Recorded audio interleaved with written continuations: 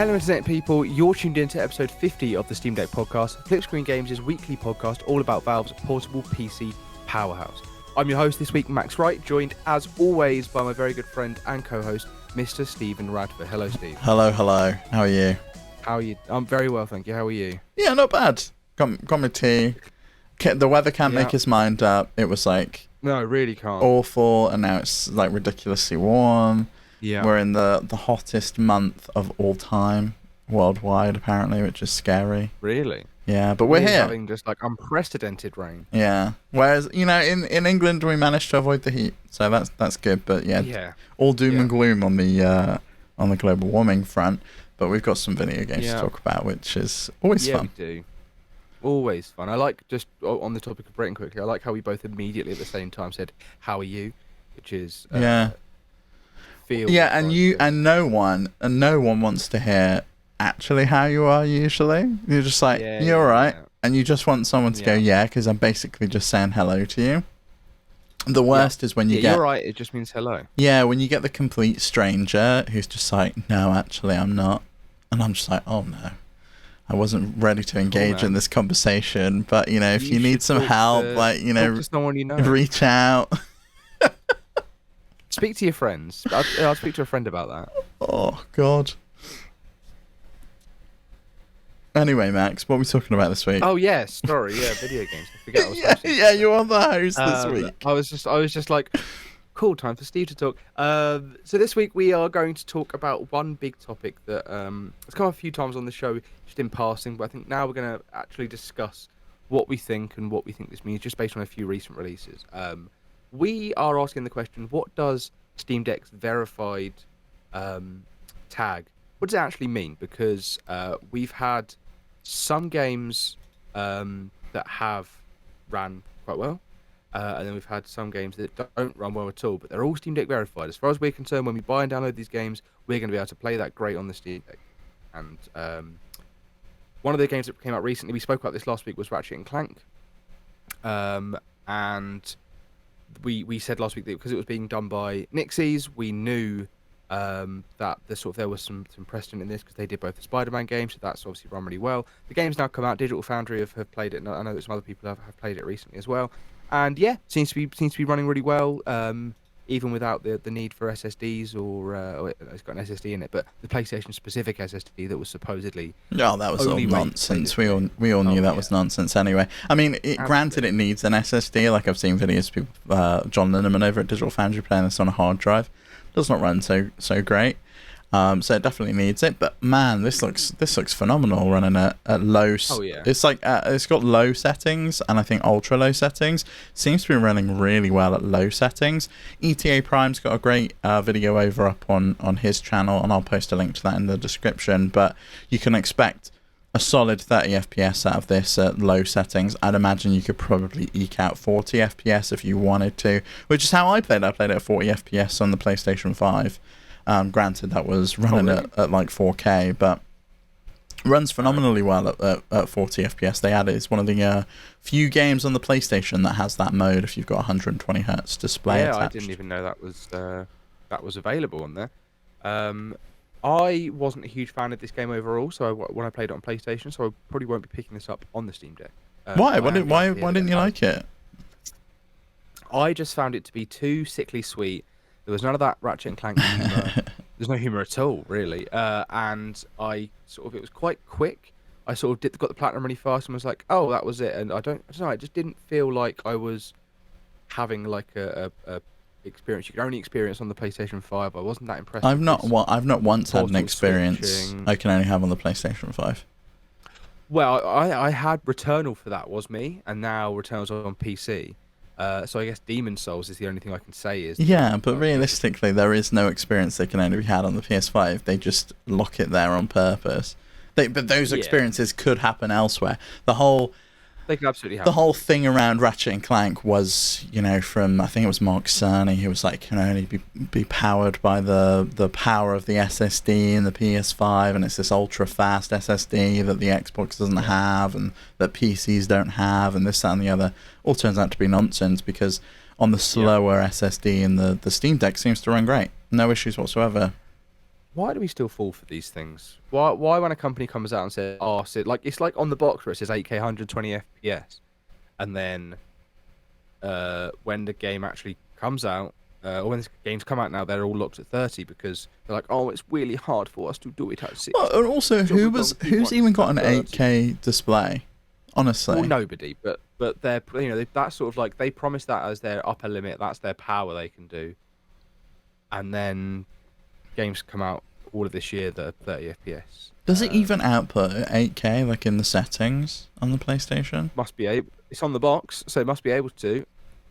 Well, who knows? You know, I had Master Chief on my Xbox box, and it didn't come out for like 2 years. 2 years after I got the Xbox, so doesn't really matter what they print on the box. I think they can get away with anything. No, that's true. Yeah. But yes, so it's officially Steam Deck verified. Pilkey wrote in last week and said what is the chance that Ratchet and Clank runs well on the deck? Well, to answer your question, Pilkey, seemingly runs phenomenally well. I'm not going to double dip on this one. Like you, Max, I did actually like the game, but it wasn't to the point where I need to double dip. Unlike The Last of Us, where I was hungry to play that game because I just watched the TV series and I hadn't played it in years, and the only way to play that was like a remaster of the PS3 game. This is a PS5 game that came out 2 years ago and is now coming to PC, and you can play on a handheld, which is just insane. And so yeah, I'm not going to be double dipping on this one. No, I actually just watched The Last of Us in the space of about 4 or 5 days with my girlfriend a couple of weeks ago, and then I started The Last of Us on my PC, and then I was like, oh, maybe this is the game that I can sort of play because it's on Steam Deck. Then I remembered, oh wait, it's playable now. You can play it on Steam Deck. But like I was still just like caveats, you know. But I mean that sort of takes us nicely to the point. The Last of Us Part 1. Is that now Steam Deck verified again? Have they re-added the Steam Deck verified badge to that game? Yes. They took it away, didn't they? So The Last of Us, The Last of Us Part 1 is officially Steam Deck verified. Now, over on Valve's website, partner.steamgames.com, which is their developer portal, they talk about what actually is a compatible game, what makes it verified, and what makes it playable, and what makes it unsupported. And I think a lot of people have this misconception. I think I did that verified means it runs well. It means that Valve have tested it and they've deemed it based on the factors that they've tried that it runs well enough to be able to get that verified badge. However, though, that's not the case. They measure it against I think it's 8 factors. So it needs to have controller support. It's got to have controller glyphs that match the Steam Deck's controls or match Xbox 360 or Xbox One. It's got to have the ability to enter text with the on-screen keyboard, so that has to automatically be bringing up the keyboard. It has to have native resolution, or if it doesn't have a native resolution, 1280 by 800, it has to support 1280 by 720. And the default configuration must be a configuration that results in a playable frame rate on the Steam Deck. And I think this is the reason that The Last of Us lost their verification badge, because it did not ship with a configuration that runs very well on the Steam Deck with a playable frame rate. They don't actually say, though, what playable is, and I think we'll come back to that because I think that's one of the kind of pain points that we need to touch on. I did not know any of that, so that's interesting. Yeah, then there's text legibility. So the the interface text has to be readable at a distance of 12 inches or 30 centimeters from the screen, and so the smallest on-screen font should never fall below 9 pixels. But they recommend that it's more than that if possible, and 9 pixels is the bare minimum. They recommend 12 pixels if possible. It's got to have no device compatibility warnings, so when you boot it up, it can't say that the GPU is unsupported or this version of Linux is unsupported. And if it's got launchers, they all then also have to meet the requirements above. So it has to be, you have to have the ability to navigate with a controller, and if you can't navigate it with a controller, you will not get the verified badge. That's right. And if you get verified, there's more. If you don't hit any of those points, then your game will not be verified, but it can be marked as playable. The only time the game is marked as unsupported is if it does not meet the Proton requirements. So if it just will not boot at all, or if there's a really big bug that blocks you from running the game, or getting past a certain point in the game, that is when they add the unsupported badge. But otherwise, a game can be completely marked as playable, but have seemingly a terrible frame rate and a launcher that you can't use because it doesn't have controller support and you have to touch it with your finger or use the trackpads. That's what makes it a playable game, is that any one of these factors aren't hit. Now, I think the point that the issue that most people have, right, is the default configuration option, which is that it has to ship with a configuration that results in a playable frame rate. I don't think Valve have defined what a playable frame rate is, but I think the majority of people would presume that that's 30 FPS. What do you think? Yeah, I would say because you'd say 30 minimum. I mean, this is just me as someone who's a bit particular about this stuff. I'd say 30 minimum, 60 great, but 40 I think is still fine. I know you play a lot of games at 40. I don't play a lot of games at 40. I don't know why. I just find if it's 30 I'm fine, 60 I'm fine, but 40 is just a weird number for me, so I don't really do it that often. 40 is really good. Like I highly recommend trying it. If you can get to 30, I kind of recommend it. Mm-hmm. Well then, yeah, I would say 30 is probably a playable frame rate. I think anything under 30, you're looking at like dips, and it's sort of going to be a bit jaggedy and stuff. And I guess it is still playable, but is it a decent experience? Yeah, so I think I'm okay with 30 FPS, and it maybe dips down to like 25 in places. Maybe it's 28. Mm-hmm. It's when we get a game like Remnant 2, which came out this week, and that game really has no right to be verified. It doesn't hit a lot of those points, right? We've seen, in terms of the frame rate, it can go like as low as 15 FPS. It seems to average around 17 to 19 FPS, especially in the menus. The menus seem to run really low frame rate.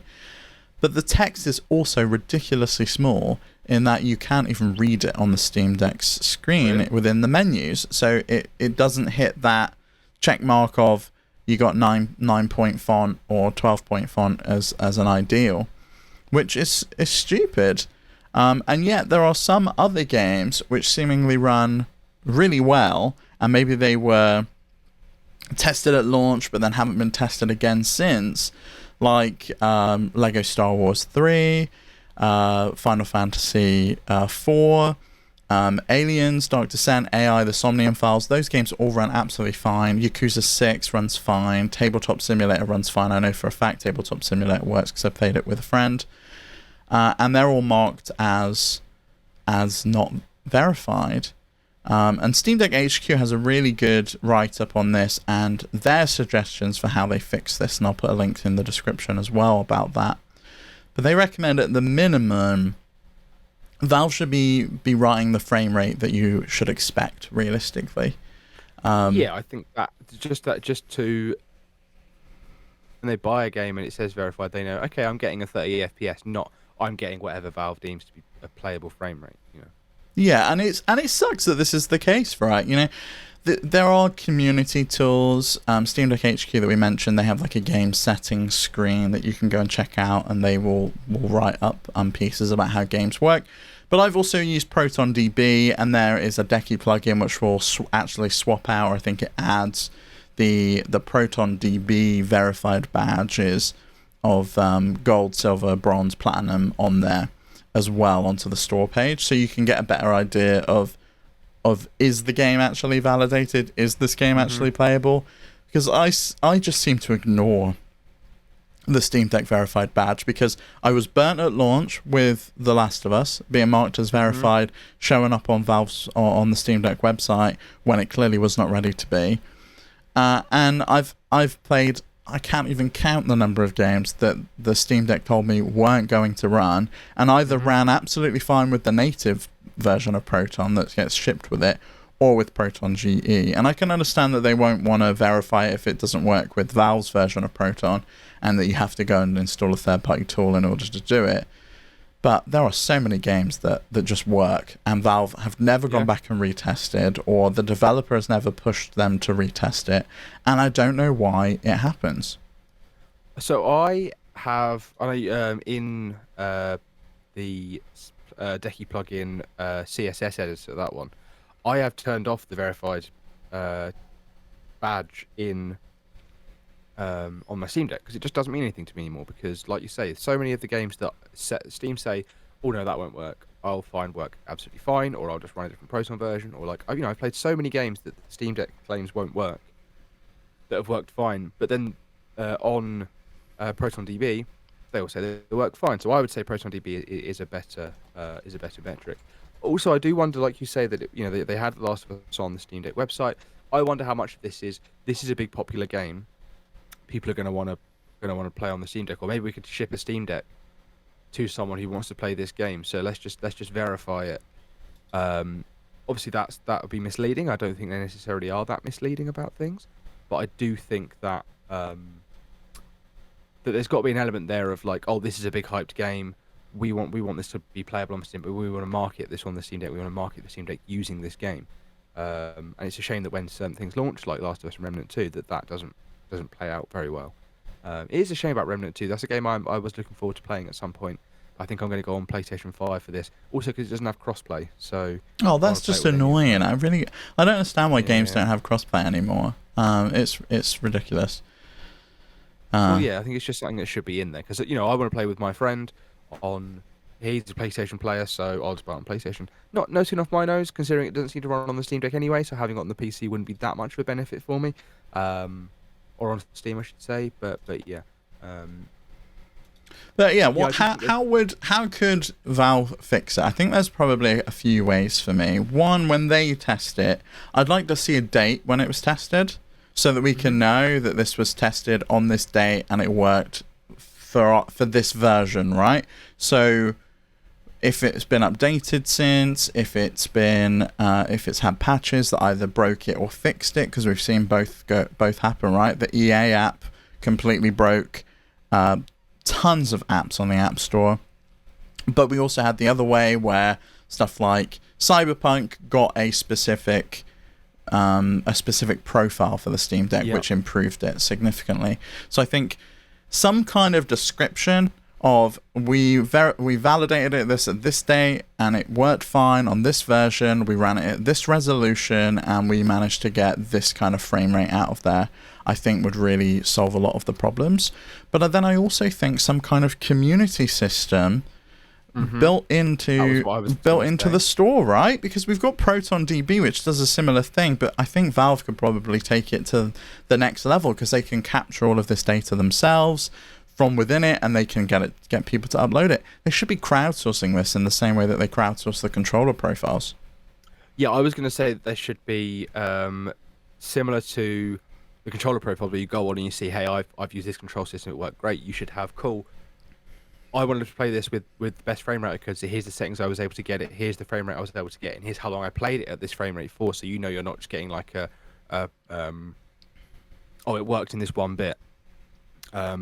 Then also you could say, okay, I actually want to prioritize the visuals of the game. I don't care if it runs at 20 FPS, I want the game to look really great. Similar to how the PlayStation does it, where you have like your performance settings, and then your so you can either have like performance or quality or whatever, but it's this specific person got this specific thing. If you want to do this without tinkering, you just click on it. I think that would not only help when you buy a game and you're like, oh, I'm a bit overwhelmed with this, it would also make it feel more like a console, where you're just like, okay, cool, I want to play quality, bang.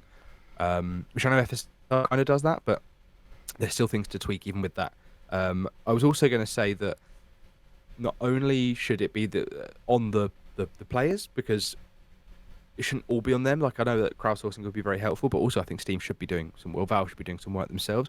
I think that when they say something is verified, you should be able to click on that verified tab and it will have like a drop down of it hits all of these things, and it should have like an average frame rate, and it should have even things like battery life. Like, oh yeah, we were able to. Oh yeah, battery life is, I think, crucial. And maybe they've even tried it with a few different profiles. Would be great to see as well. I don't know enough about how they're actually verifying these things. I presume just it's going in the queue, because they talk about the queue system on the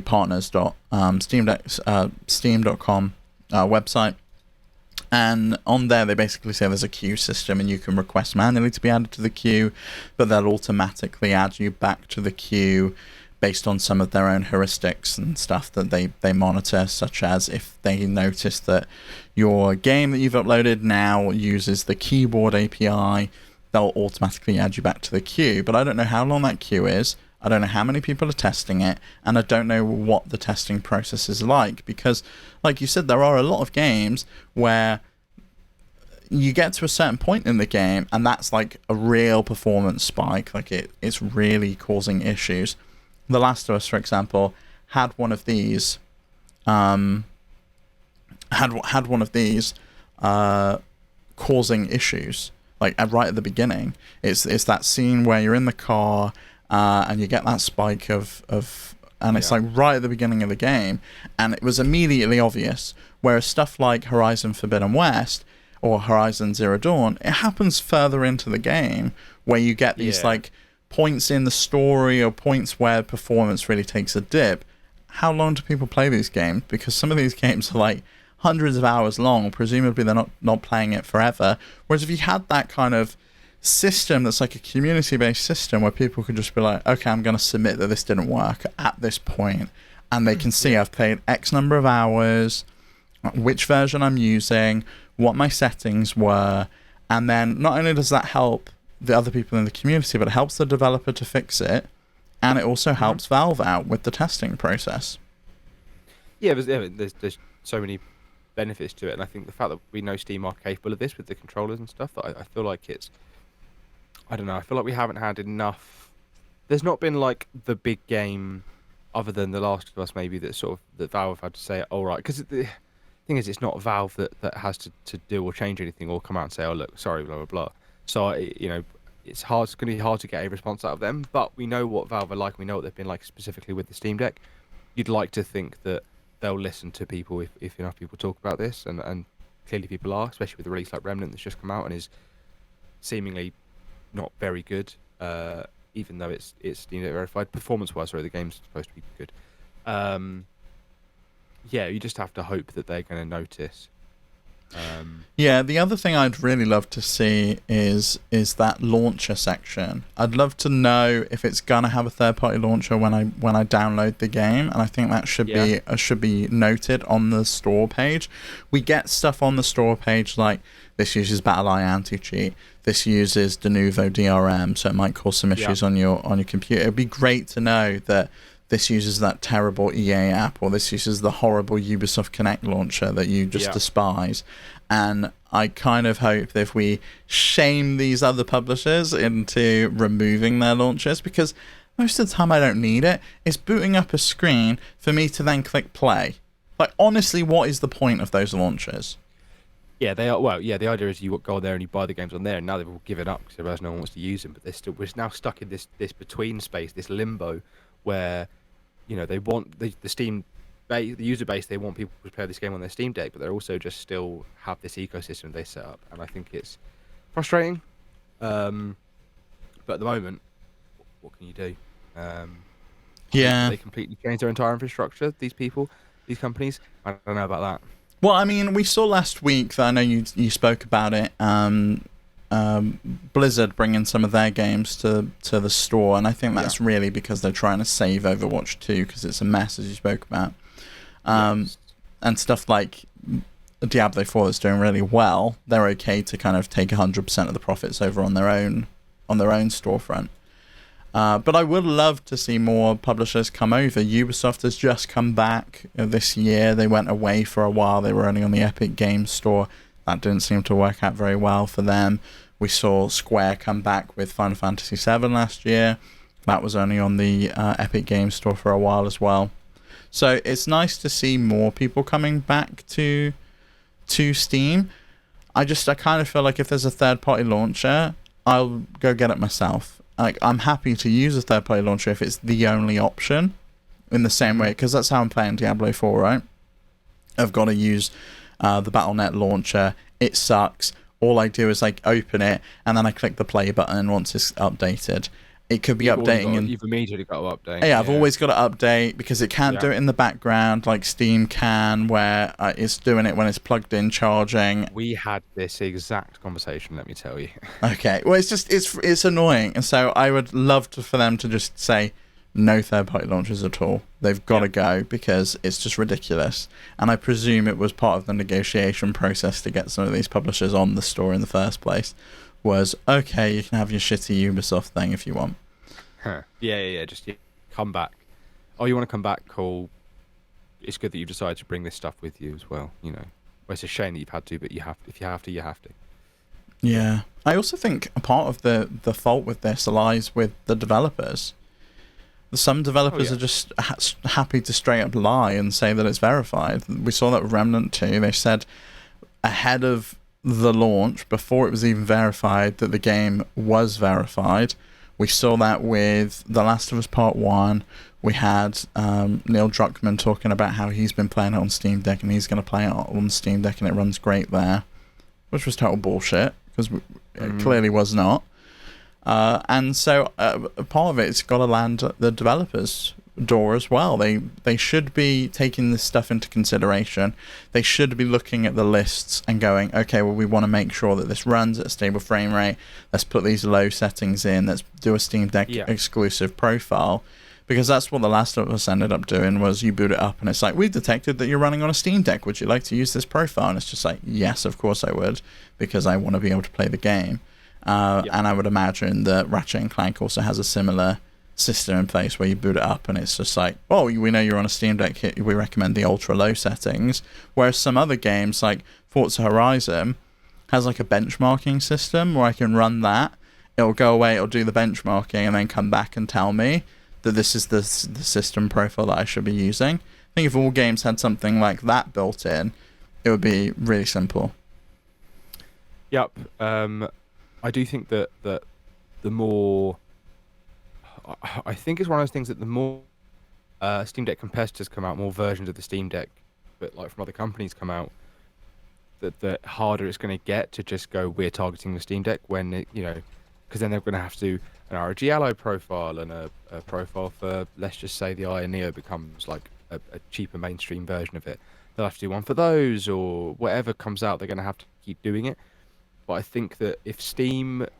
But seemingly the Steam Deck is like the lower power version of these handhelds right now. That's true. Because the majority of them are going like, okay, well, Valve's captured that market. There's no way we're going to be able to hit that £350 price point.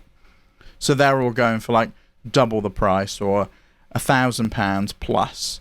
And I think if developers can kind of target that lowest common denominator to some extent and be like, this runs on the Steam Deck. Okay, if it runs on the Steam Deck, it's 100% going to run on the Aya Neo or the ROG Ally. That's a good point.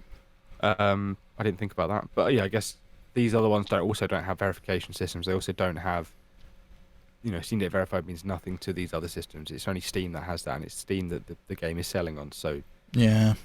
So it's really benefits them more to have that verification.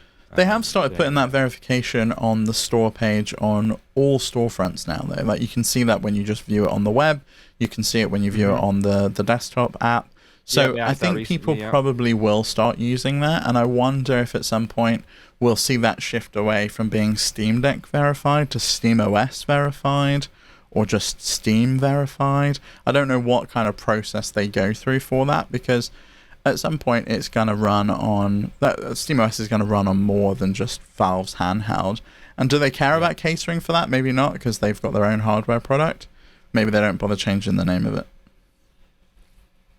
Yeah, I think that on SteamOS they might just take that bit away, or they'll just leave it in, but it will just still say Steam Deck verified, because that's the product they care about more, because it's the product that they sell. Maybe it's then down to the people that sell, like, let's say they make the new Steam machine that's got SteamOS in it.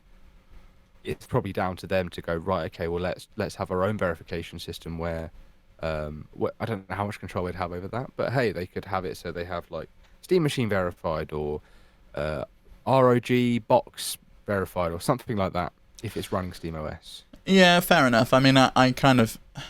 I don't know. I kind of hope. I wish there was a better solution for this, but I don't know that there is, because unlike a console, which is one SKU, one hardware profile that they've got to hit, maybe two in the case of Xbox, maybe a two in the case of PlayStation 5 and PlayStation 5 Pro, if that ever happens.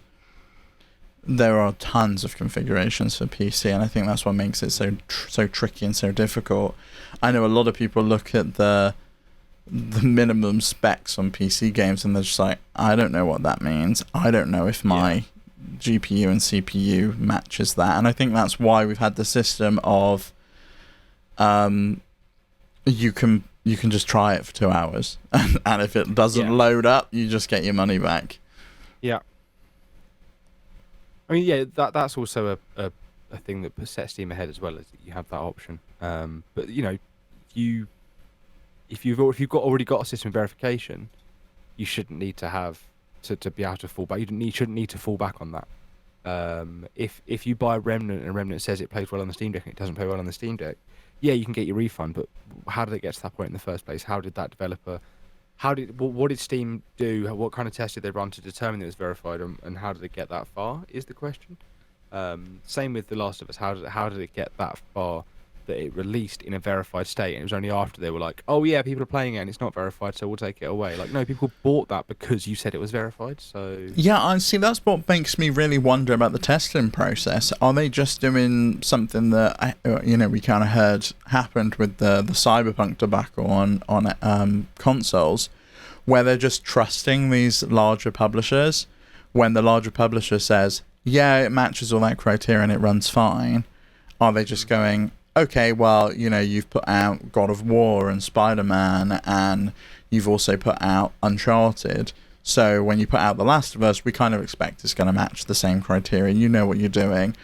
Are they just doing it? Are they going down that strategy, do you think? Sorry, can you just repeat that last bit for me? Sorry, I was reading. Do you think maybe they're just letting the publishers just tell them if they're a larger publisher? Oh, I see. Well, they we know they didn't used to do that, but maybe now that the Steam Deck is as big as it is, the fact that there's so many games that are now saying that they want to be Steam Deck verified, maybe now it's harder for them to do it. Maybe they are. Well, and it's also it's in developers' hands as well now, whereas previously, prior to launch, very few developers had one. It was only the larger developers. Valve was going back and testing the most popular games and stuff themselves. Yeah. Whereas new releases, maybe they're just going, okay, well, these are the criteria, and like we can see that you've done it on previous games before because all of your other games are verified. Maybe they just trust them. Yeah, maybe they're saying, yeah, I believe you. Yeah, that's a good point. Which is, I think it should still be done the old way. Yeah, or some kind of automated process as well. Like, some of this stuff you should be able to just be, okay, well, we're going to automate booting this up on a Steam Deck or a Steam Deck hardware configuration, and we'll benchmark what the frame rate is, and we will measure what the font size is and see if people can see it, because if it's less than 9 pixels, then we know people can't see it. Some of that stuff, it feels like, could be automated, and some of it requires a human input.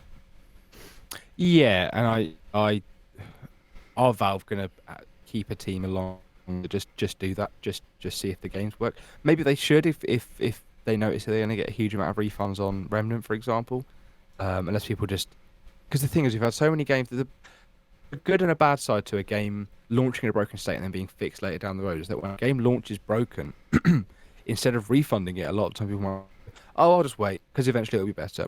I did the same with Star Wars Survivor, Jedi Survivor. I did the same with The Last of Us. I didn't refund it. I just waited. I'm going to play it on my PC, so that's fine. But I think the fact that games like Cyberpunk have come along and fixed it, we've gone, okay, maybe it wasn't too bad in the first place. Granted, there were huge amounts of refunds for that game. Maybe we should be just refunding the second we realise it doesn't work, because then we can send a message, that we do need these people to check these things, because otherwise you put the developer too far in control, or too much in control. You put them too in control, and they can't just lie, or they can say, oh well, actually we verified it because we feel like 20 FPS is perfectly playable, yada yada yada, whether it is or whether it is. Yeah, which is why you just want that message to say that this reviewer measured it and the average was 20 frames per second. Because I think some games probably 20 frames per second would be okay. I can't really think of any that I would want to play, but something that's small that doesn't require... Something like Stacklands, for example, right? Or Inscription, which is like a card-based game. You'd notice it. I would notice it, yeah. It would feel like hot. It would feel awful. Yeah, it would feel sluggish. It's not what you'd want. But that doesn't mean it's not playable, does it really? Yeah. Playable is utterly verified. Doesn't mean doesn't mean it's not playable. There we go. Yeah. That's what I was trying to say. I would like to hear from you guys listening, not you, Steve. You can tell me if you want. You can go to our Discord, and you can leave us a comment about what you think verification means. And I also want to know if there are any games that you've played that were verified that you've gone, oh, actually, that's not verified, that we haven't talked about today. Just purely out of interest. And Steve, if people want to join our Discord and they're not already in the Discord, why don't you tell them how they can do that? Yeah, you should. All the other bits. You should head over to flipscreen.games. That's our website. You can find out everything. Everywhere we are on the web, our Discord, our email address, our Twitter, soon to be off the Reds, and our Mastodon, and there's too many social networks to keep up with. But you can also find our Patreon, and this week's episode of the Steam Deck podcast was, of course, brought to you by our Patreon producers. For the month of July, they are Arnold J. Rimmer, Christopher Valens, Earth Visitor, Gabriel Hasselmeyer, aka Sobi, Snacky Goat, Ty the Dude, and Wakahula. Thank you so much for watching and supporting us and being there for the last 49 episodes and beyond. We're almost at 1 year. 52 is 1 year. So we've just had episode 100 of the previous shows. I know you spoke about it last week. But if you have anything special you want to bring up for episode 52 for our 1 year anniversary of the Steam Deck podcast, then please write into questions@flipscreen.games or write it in on our Discord. You can drop me a message as well if you want to over there if you want to keep it a secret from Pete or Max, and I will gladly surprise them. But yeah, hopefully we can do something fun for episode 52 for 1 year anniversary. I'm looking forward to it. I'll be there. I've made that promise now. I have to keep it. Yes. Yeah, 2 weeks' time, Max. Don't book anything in. No more holidays. Right. No more glamping. Yeah, that should be absolutely fine. Okay. So to round off the rest of today's episode, we're going to be diving into the question block. I have a question for Steve before we start. Why did we land on question block for the Steam Deck podcast when question block is very much a Nintendo thing?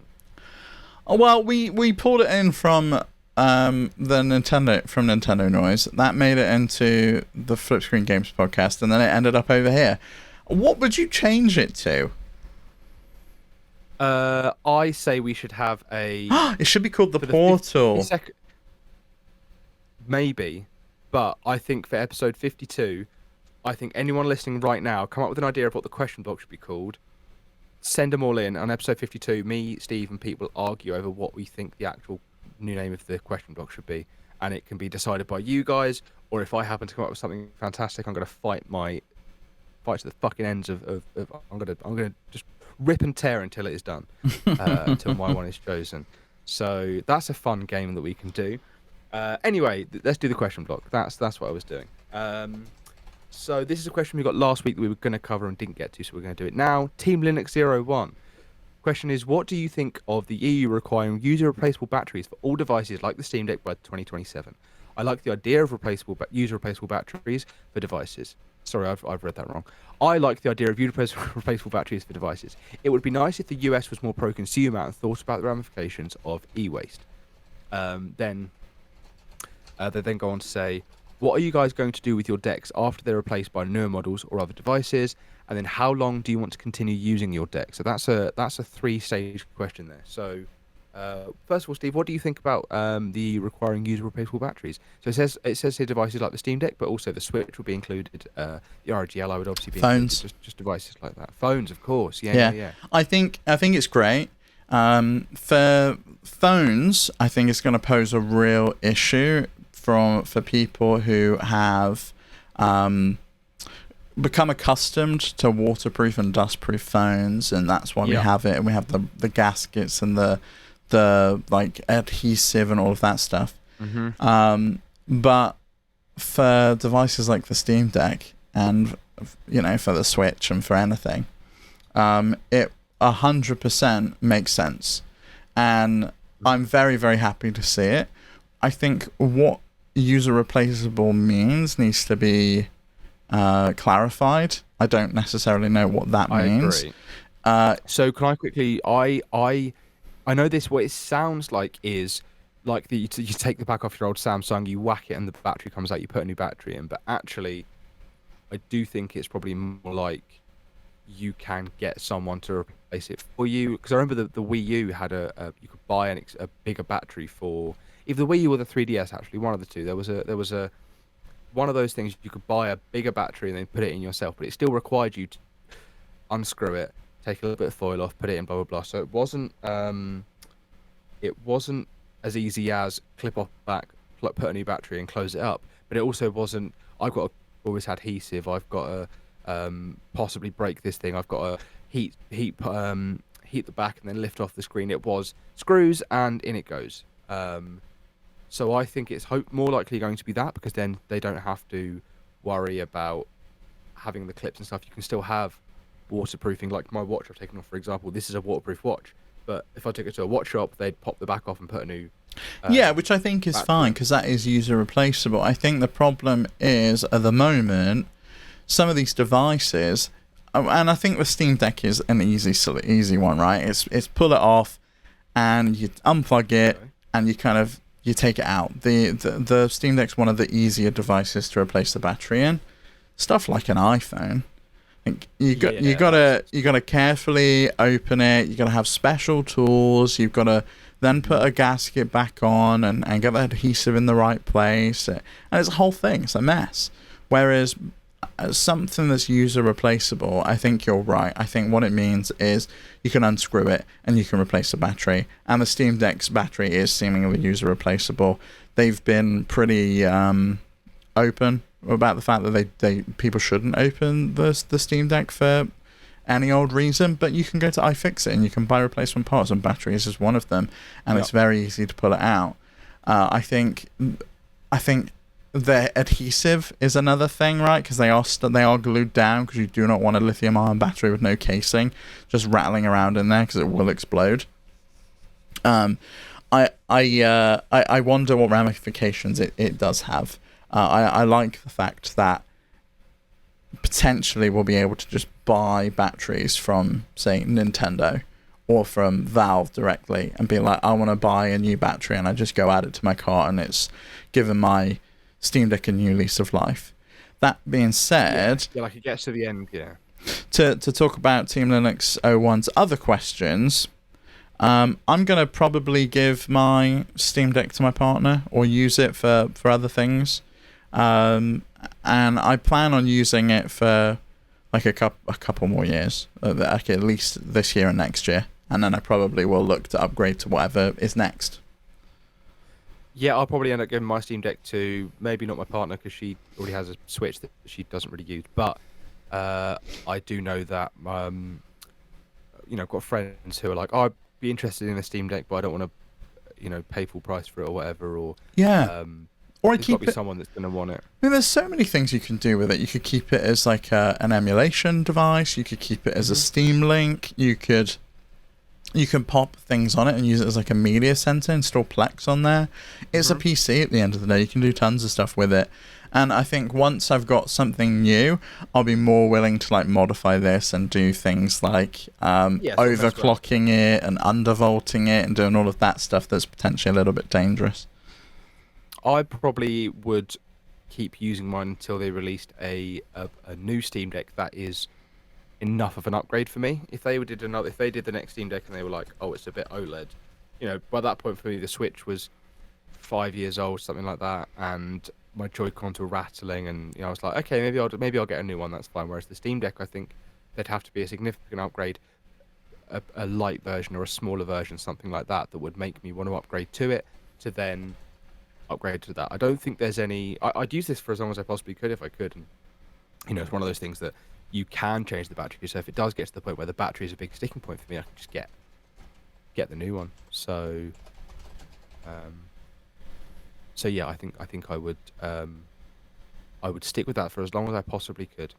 Yeah, I like But, sticking. hey, I like- like sticking with things. Like I like sticking with my phones for as long as possible and keeping them. But I also then I don't think I've ever thrown a piece of electronics out. I just keep them around. Like I think I've still got like a Nokia in the drawer from 20 years ago. I'd love to see your man drawer. I'm not flirting with him. I'd love to pull open the drawer. It's and a lot of see it's all in the this gadgets cupboard in the batch. behind me. Is It's it? just like bags and bags of cables and all sorts of crap in there. I'll pay you a visit, and what I'll do is I'll what was that woman who went viral, who was like just big on during the pandemic, who would tidy up your life, and she would go into people's houses and Oh. she would inspire joy. Yeah. I can't remember her name, but yeah. I'm gonna come around and do that to your cupboard. I thought in my mind, because I conflated two people. I conflated Yeah. Kim Joy from Bake Off with this woman who inspires joy by like breaking stuff, but they're totally different people. But yeah, I know who you're on about. Kim Joy inspired me in 2019. I think that was the year that was. But I definitely felt inspired by Kim Joy. Is it someone Kondo? Marie Kondo. Yeah, that's it. Yeah. Good teamwork. Oh, we got it. We got it. I'm gonna come and Marie Kondo the shit out of your house. just that one cupboard, actually. Perfect. So I think that's all the time we have right now.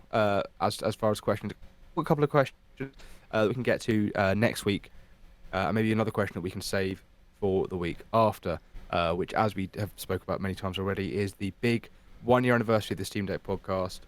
Like I said, guys, get in touch with your names for the question block, and also get in touch with games that you've played on the Steam Deck that weren't as verified as you think they should be.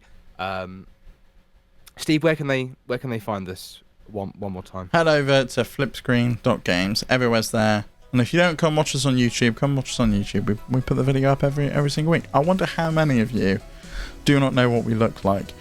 Think in your mind what we look like, and then ruin it by coming to look at us on YouTube and realizing that we're not as attractive as you thought. Yeah. Steve's blonde hair and blue eyes are blonde eyes and shining blue at hair. me right now. Yeah. Blonde eyes. Oh dear. Right. Well, on that bombshell. Thanks for watching, guys, all listening, and we'll catch you next week. Goodbye. Bye, Jeremy.